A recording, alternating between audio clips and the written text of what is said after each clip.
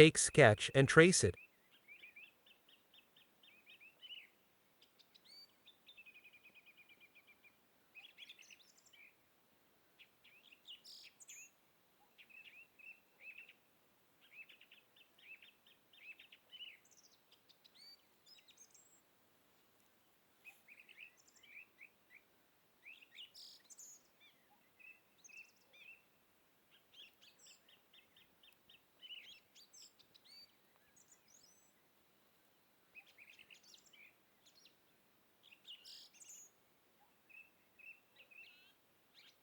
Fill up with colors and group it.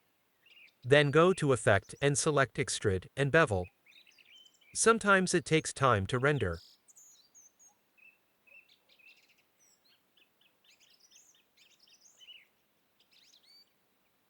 Then go to Materials and increase Metallic Count.